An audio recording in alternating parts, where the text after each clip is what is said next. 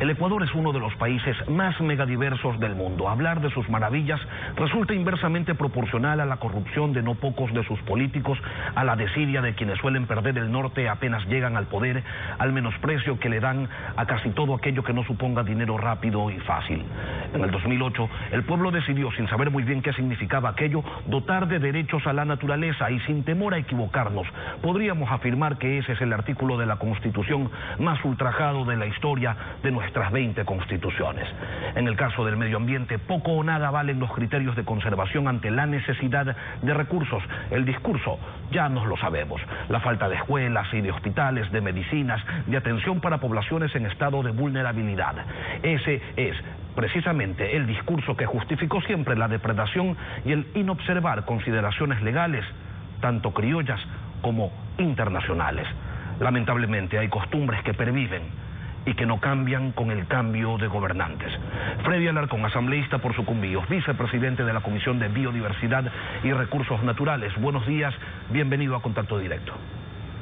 Muy buenos días al país, buenos días a la provincia de Sucumbíos, en donde este medio de comunicación tiene una amplísima sintonía, y sobre todo agradecer y felicitar al canal porque ha tenido la sensibilidad de tratar un tema tan importante para la vida del país y que nos hemos estado distrayendo en estos días con otros temas que también son importantes, pero que este tema un poco ha estado allí en el tapete quedado y que la Comisión de Biodiversidad lo ha dado el tratamiento necesario, y hoy queremos ampliar a la ciudadanía para que conozca cuál es el alcance del decreto 751. Vamos a ello. ¿Qué pasa con ese decreto? El 751 que expidió el presidente Moreno, modificando la delimitación de la zona intangible.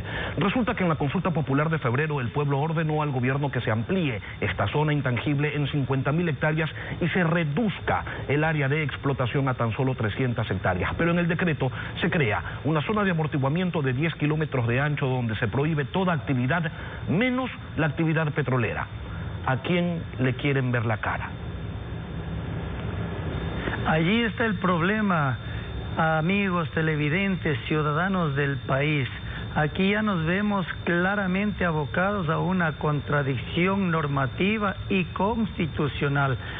El decreto 751, precisamente en su artículo 3, permite la extracción petrolera yéndose en contra del artículo 57 de la Constitución, que precautela a los pueblos en aislamiento, que permite su conservación, que veda cualquier tipo de actividad extractiva en este territorio ancestral tan importante, y que dice cualquier norma que se contraponga a esta normativa constitucional se convertirá o incurrirá en el delito de etnocidio, y que está tipificado en nuestra normativa jurídica. Por lo tanto, también se contrapone al decreto ejecutivo 552, que en su artículo 1 recoge lo que dice la Constitución de la República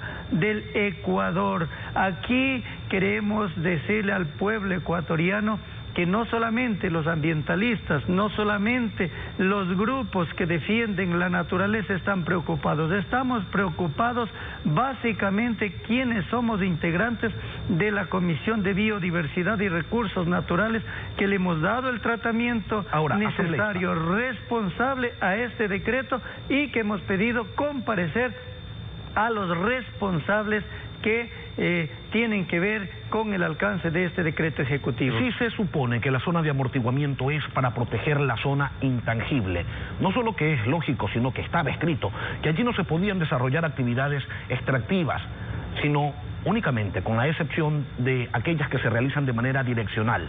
Ahora se habla de plataformas de perforación y producción de hidrocarburos. Le pregunto, ¿a quién se pretende engañar?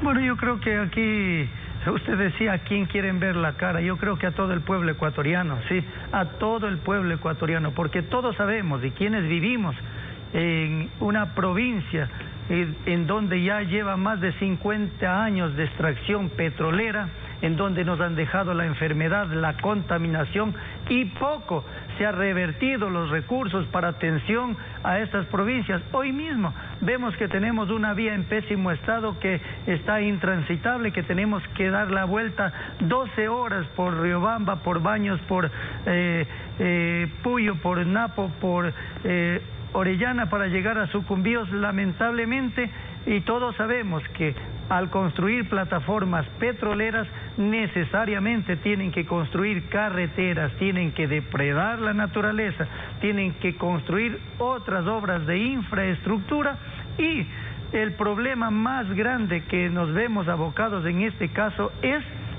el tema de los pueblos Tagaeri y Taromenanes.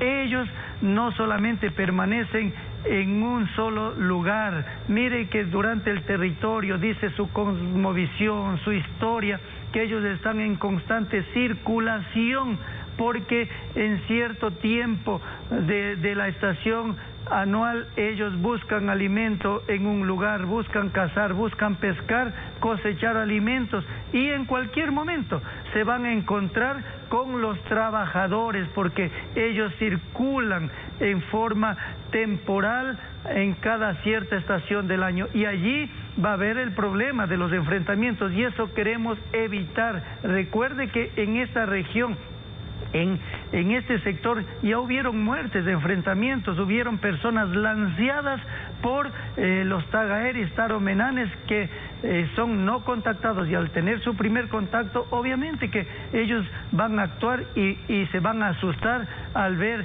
gente extraña que ingresa a su territorio. Pero el 751 no es el único problema. Resulta que el reglamento al Código Orgánico Ambiental pretende establecer los procedimientos para explotar petróleo en áreas donde la Constitución lo prohíbe. Sí, es un contrasentido, parece una broma macabra, pero no lo es. Ese código se quiere burlar de la Constitución. Y sí, es verdad que eso no es raro en los políticos que tenemos, pero ¿cómo es posible que este código pretenda que con simple informes de viabilidad de la autoridad ambiental se autoricen actividades extractivas en zonas protegidas, en patrimonios forestales y en zonas intangibles, pese a que el 407 de la Constitución es clarísimo y dice que eso no se puede? Por si acaso, el decreto que contiene ese reglamento del Código Orgánico Ambiental es el 752, el que se emitió a continuación del 751 al que estábamos haciendo referencia. ¿Qué van a hacer ustedes? Mire, primero que nada nosotros lamentamos que en nuestro país haya pasado durante 10 años y siga pasando de que este país se gobierne a fuerza de decretos, a fuerza de acuerdos ministeriales, yéndose en contra de la Constitución, yéndose en contra de las normas expresamente establecidas. ¿Qué va a hacer la Comisión y qué está haciendo la Comisión para frenar esto? Se ha analizado primeramente los alcances que tiene el decreto y se ha pedido la comparecencia a la Comisión en primera instancia del Ministro del Ambiente, del Ministro de Energía y Recursos Naturales No Renovables y también del Secretario de los Derechos Humanos, para que nos explique cuál es el alcance de este decreto, y la Comisión está en toda la potestad de emprender acciones para que se pare esta situación de irse en contra de la naturaleza, de ir en contra de la vida a costa de alcanzar más recursos. Asambleísta, ahora hay que tomar en cuenta algo, y es que el país, las provincias amazónicas requieren de las rentas petroleras. Si el Ecuador pretende continuar siendo exportador de petróleo, debería extraer el recurso del Yasuní. De lo contrario, va a perder su capacidad exportable. ¿Se puede conciliar, le pregunto, la necesidad de recursos con la necesidad de preservar el medio ambiente? Y, de no ser así, si no se explota el petróleo, entonces, ¿cuál es la opción? Mire, yo creo que aquí hay que emprender un diálogo.